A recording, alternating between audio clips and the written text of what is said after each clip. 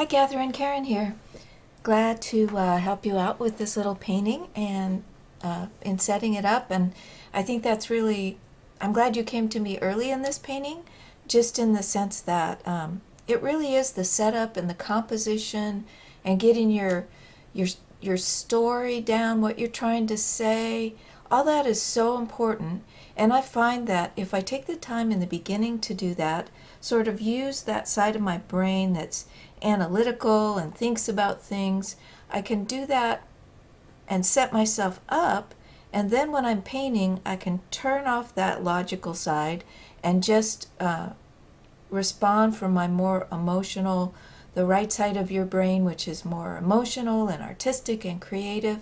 So I find that's really helpful to separate those two functions, but use them both to make a great painting. So what I'm seeing here is I love this view. There's so much that's here that is beautiful, and I can see why you love it. I love these background. I love these hazy, soft background colors, fall colors here. That then these warmer, more crisp, more chromatic colors in the foreground can really stand out, and it makes a beautiful contrast there. I also love this old tree, these old trees, and their gnarliness and the way they're shaped and they're formed is really beautiful. So I think that concept of the contrast of the colors and these shapes that are forming a rhythm and a pattern is really what you're going for. As far as the light source, it's very, very diffuse. This is obviously a really overcast day, and so I don't think that light source and strong light and dark contrast is going to be what you're working on this. Instead, I would work on creating that hazy distance and that hazy atmospheric color that kind of draws you in, and you can feel that fresh, cool air on your skin by just looking at it. So the first thing, you said you wanted to make this bigger. You didn't indicate a size. So I kind of went with the concept that I would probably do it in 18 by 24 as a general idea, but you could certainly adapt my ideas to whatever size you wanted to do. I see a couple of things going on that I don't think help or add to our picture. One is these sort of straighter trees, smaller trees. I don't think they add anything to our story, and I would probably leave those out. I also find problematic the really similar shape to these trees and the fact that there are two of them. So I think I would address that, and I would change the tree shapes and vary that up a little bit. The other thing you're really going to want to look at is in these shapes of these tree trunks, are you creating a rhythm and a path for the eye? So you don't want the eye to follow in here and then go right off the page over here. So you're going to want to be a little bit careful with that concept. It's really easy in trees to create mimicking shapes. And here's another one. Besides this shape, which is kind of mimicked, you've got this branch and this branch that are also really strongly pointing this way and out your picture, and they mimic the same shape, which is just something you want to avoid. It, I know it's here in nature, but it doesn't look natural when you paint it. So here's some adjustments that I would make, and let me explain what I've done here. So the first thing, I really like having these background colors soft and neutral and lighter, and then that creates a distance and compares to these brighter colors in the foreground. So where first thing I did was take this tree out and took this tree out. You can see that here, those trees are gone. And instead I used these same colors that are over here and created another side of the river here on the other side with more of these trees and more of these muted lighter colors, so you really get that contrast. Excuse me. What this also does is open this up so you have somewhere that you're going in. This blocks our view, and this rock blocks our entrance into the painting, so it becomes less inviting. We have nowhere to enter the painting. So as you can see, what I've done is I've added more space here. In this one, you're cutting off here. So instead of leaving it this longer, thinner, I've gone to an 18 by 24 size, and I've just added more of these leaves here to continue that. So you'd want, I wasn't really able to do that here, but you'd want some of these larger leaf shapes more obvious in the foreground, and then moving into the smaller leaf shapes, indistinguishable shapes in the background, and that will give us that progression from foreground to background. I've maintained this concept that this is like a hill that these trees are on, and then we're seeing down below into this shoreline, and I've left this grassy, or this small sappy tree. I took out, let's see where we are.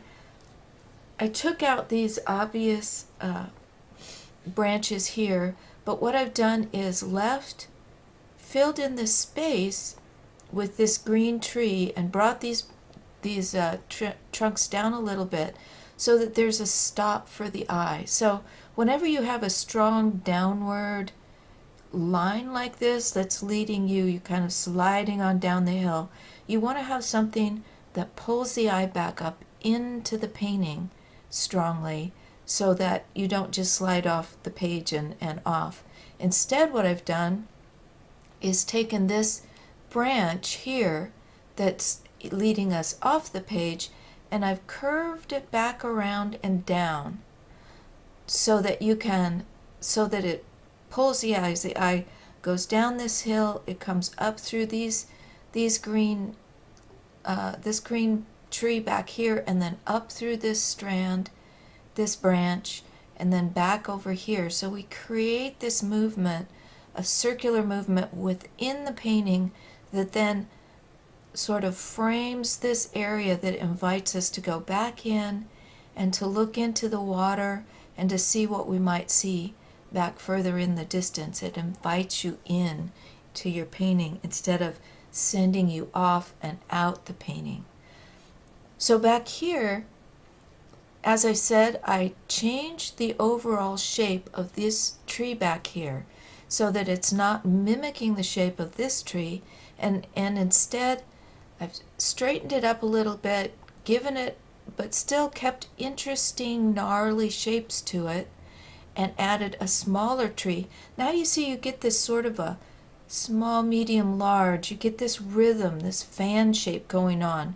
This one's facing upward, this one's this way, and this one's this way.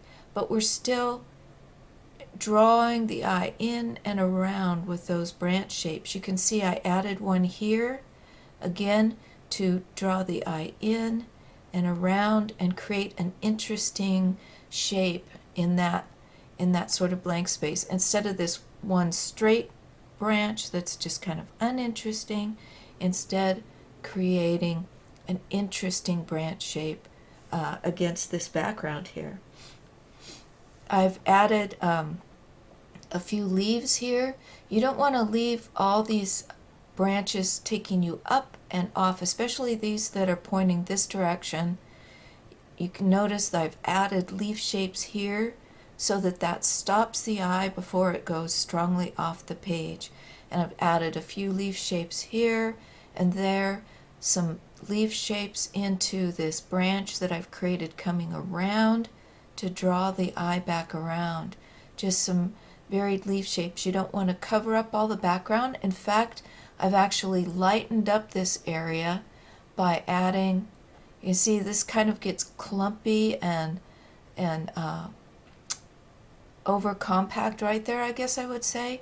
And I've added some of that background back in so that that creates that leafy, lacy, interesting pattern shapes going on.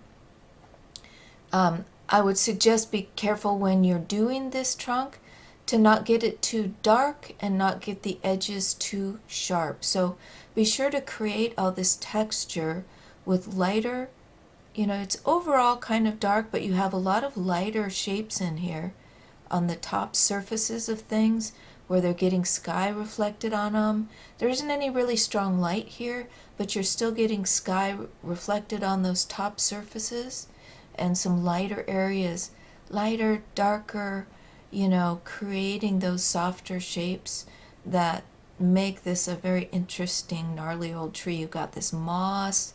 I'd probably even do more of that moss, continue it up here and around here, put some of that moss back here a little bit too, and just have fun with these colors and shapes.